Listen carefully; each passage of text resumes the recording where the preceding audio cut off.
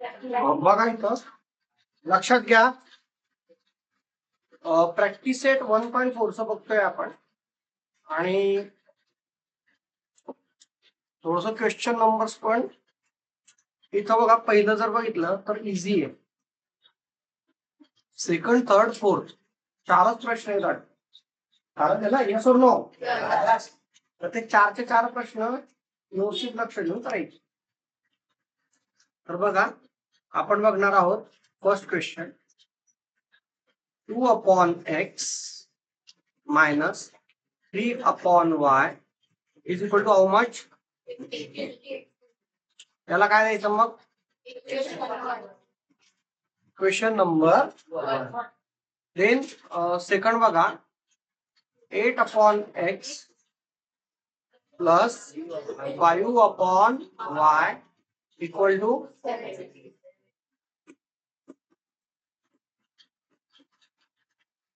मग तो कॉमन जर बघितलं तर आता मी परत सेपरेट सांगत असणार नाहीये, कारण तुम्हाला सॉलिड एक्झाम्पल घेऊन झालेलं आहे. Replacing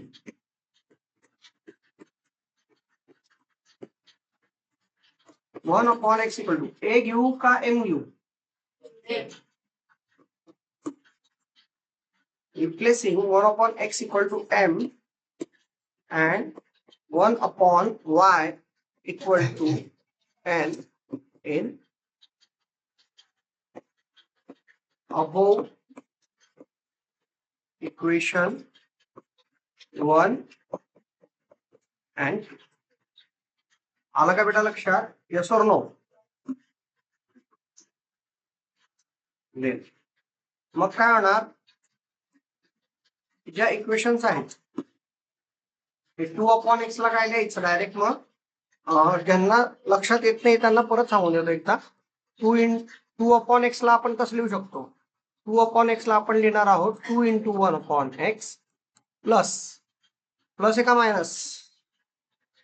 minus 3/y equal to काय आहे? 15 मायनस 3 × 1/y.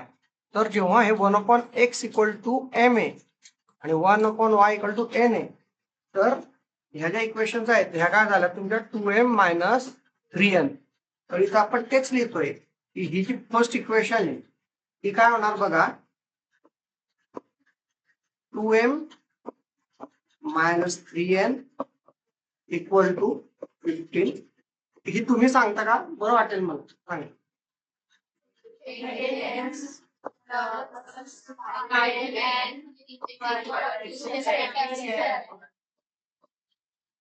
याला मी देणार इक्वेशन नंबर.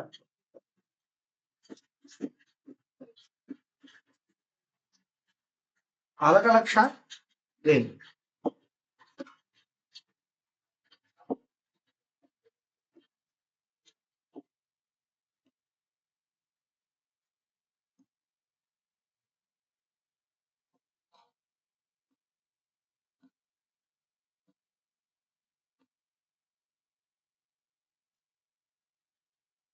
नेक्स्ट बघ, आता आपल्याकडे थर्ड अँड फोर्थ इक्वेशन आहे ती आपल्याला कम्पेअर करायची आहे. काय करायची आता?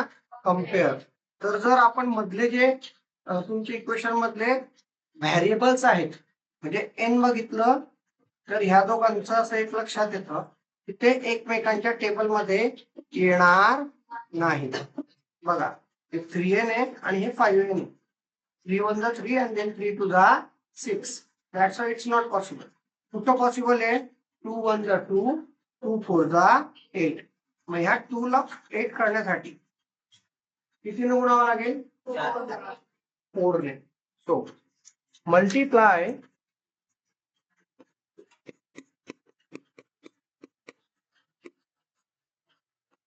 इक्वेशन ही कुठली आहे?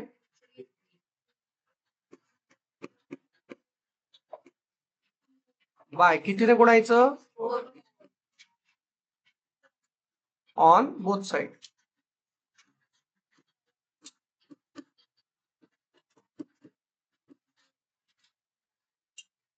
मग 2 चं काय होणार? 3 चं आणि 15 चं 16. हे काय आलंय इक्वेशन नंबर 5. सो ही जी इक्वेशन आहे आता ही इक्वेशन आपण विसरून जायची का, कारण थर्ड इक्वेशन पासून आपण फिफ्थ इक्वेशन तयार केली आणि एटम सेम सेम आलेले.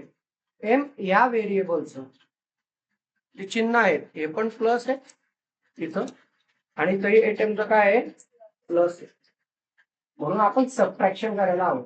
बट इथं 77 आहे आणि इथं 60 आहे. सो इक्वेशन 5 ला सबट्रॅक्ट करायचं.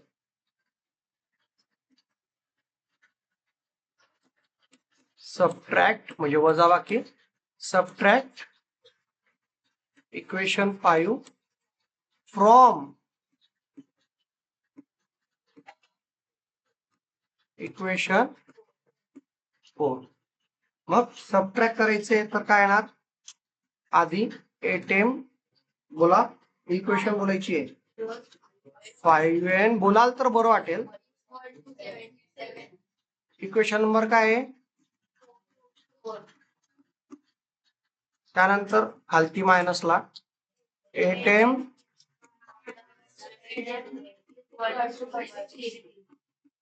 इक्वेशन नंबर, जे खालचे जितके पण चिन्ह आहेत ते बदलून जातील. म्हणजे हे प्लस आहे एटम तर मायनस झालं, हे मायनस तर काय झालं प्लस, आणि हे प्लसचं काय झालं, this atom and this atom get cancel. हे प्लस 5 आहे आणि हे प्लस 12 आहे, कारण मायनसला विसरावं लागेल. 5 + 12 आणि ते पण काय आहे प्लस. मात्र हे जे प्लस होते 60 हे काय झाले minus. So 77 - 60 n equal to काय येणार बेटा 17/17. Therefore n is equal to, put n equal to 1 in equation, सांगा कशात पुट करू बेटा, इक्वेशन 3a 4a 5a 3. बघा मग 2m मायनस 3 इंटू n किती आहे 1 इक्वल टू काय आहे 15.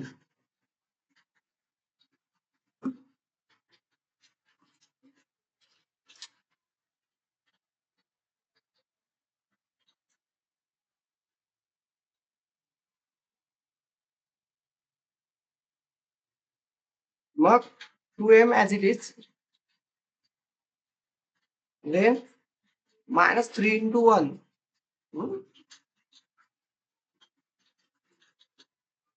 minus 3 into 1 3 equal to 15.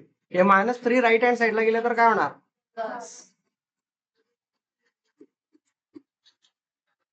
therefore 2m equal to 18. m equal to काय येणार 18/2. तर m काय आलं बट काय आपल्याला माहिती आहे, काय माहिती आहे आपल्याला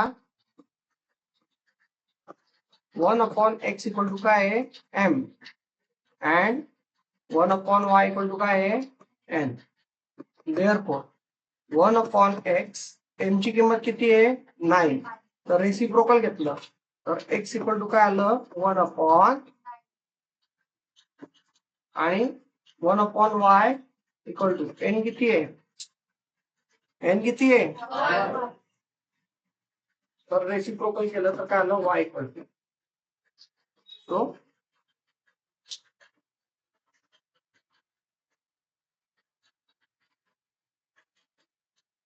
the solution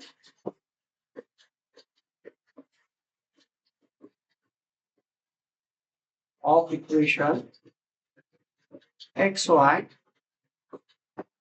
is काय येणार 1/9, 1.